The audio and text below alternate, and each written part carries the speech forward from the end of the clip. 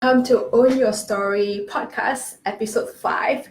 So, today I'm going to talk about everything about love. So, I have to explain last week I didn't do a live stream because I was on my way back home to vote for the country, and I still have this purple finger here. So, a week later, it's like, look at this. What a big change in our country. We just overturned the government. So a part of all the fights, all the disputes, like all the hate messages, sending people to jail, getting people out of jail, let's talk about love. So in my book, The Art of Owning Your Story, in chapter 9, it's called Love Like Your Life Depends on It, and chapter 10 is called Crazy Stupid Love. So basically chapter 9 is about family love and love in general, and chapter 10 is more about boyfriend girlfriend love, and I'm going to talk more about it. So when we come to chapter 9, come to love. I always think that love is the most important thing in my life, because without love, I wouldn't be who I am today. I wouldn't have the freedom and the courage to do all these things like writing a book, teaching classes in university, and what else? Getting lost and finding myself back. All this takes a lot of courage, and without love, I don't think I can do it, because my parents, my family, my boyfriend, all of these people around me, they believe in me before I even believe in myself. So that's really, really important. And talking about love, there was a time when I didn't know how to express love. And I was just so scared to open my heart. So 10 years ago, when I lost my grandmother to cancer, she was on the sick bed for a long time, for a few months. And I always look at her from afar. I wanted to hold her hand. I wanted to tell her that I love her, but I couldn't do it. It was so hard for me to be vulnerable and to express love. And when my grandmother passed away, I had a lot of regrets in me.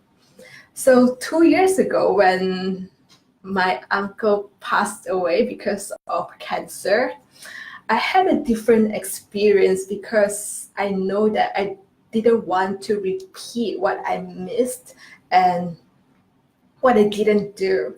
So I was there with my uncle on the day he passed away, and I was there in the room. I told him that I love him. I told him thank you. I told him that I gave him 10 out of 10 as my uncle. And it was a very special moment, because it was there when everyone was around my uncle's bed. I realized that at the end of life, all was left to say is just thank you, I love you. So at the end of life, nothing else matters besides the relationship that we built. And it was a really, really big lesson in life. And also from that, I learned that it's very important to tell people we love in our life that we love them at like now, anytime, and not leave it until the end of life. Yeah, because people who we love deserve a lifetime to know how great they are and how important they are to us, how much impact they make in our life, not just at the very end. So yes, for all of you who are listening, I hope you take this down. So love like your life depends on it, and express love often, say thank you often, and forgive often, not until the end of life. It's just too late, and we have now, and now is the most precious things we have. So that's for family love. And love, chapter 9, love like your life depends on it. And then I would like to go to chapter 10, Crazy Stupid Love, which is all about boyfriend girlfriend relationship. So I believe everyone in your whole life, you have more than one relationship. And when we break up, it always feels like the end of our life. But almost certainly every time when you move on, you will feel like, you will say, oh my gosh, I'm so lucky. I'm so glad I made the decision to leave, to break up, because like something better or something, just someone more suitable came along, and you just move on with life.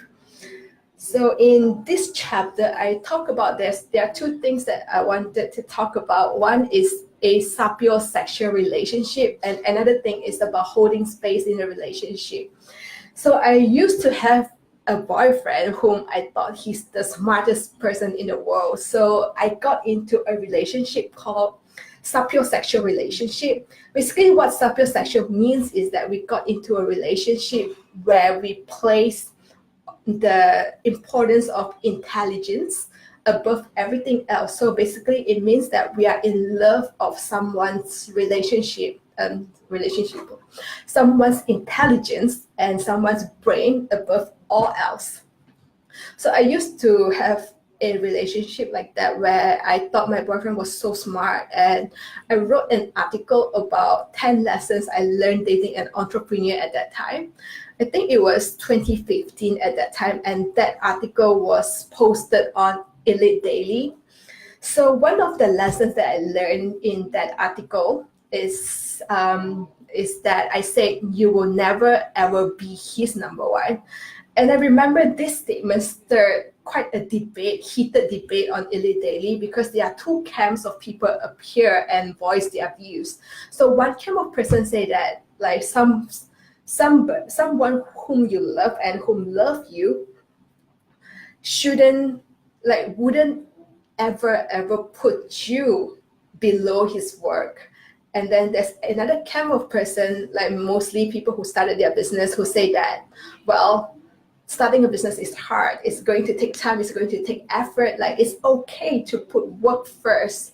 And at that time, I didn't know. It's like, for me, my boyfriend at that time prioritized, like, his work is number one, period. So I was like, I understood that, and I was okay with that. So that's my view at that time.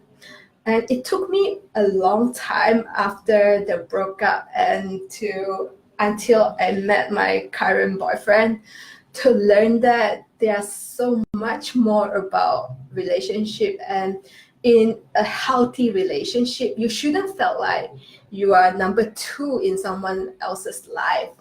And you shouldn't even feel that someone, or like you have to divide somebody's attention between yourself and work. Because when the relationship was healthy and it was right, everything just sort of jived together. Everything just worked out, and there was this understanding that there's no need to choose, because you guys would just come up with a way, like the two person will just come up with a way to make it work. And also because of that, I learned about holding space, and I learned that being able to hold space for someone else in a relationship is more important than love. Because really, love is just dopamine. It's a feeling, a rush of emotion. It makes you go crazy. It melts you, and it makes you go just all, just lose your rational. So holding space is important, because holding space for someone means that whatever someone else is going on in life, we do not judge, we do not criticize, and we do not try to fix them. And instead, we stay there with that someone and walk with them through the journey. And I think being able to hold space is so much more important than just loving someone. Because when everything is good and rosy, it's so easy to love. But when a person is broken, when things didn't work out well, like say like your partner loses his job, or going through loss, going through whatever disaster there are in life, it's hard. It's hard to stay in love. It's hard to love someone who's broken.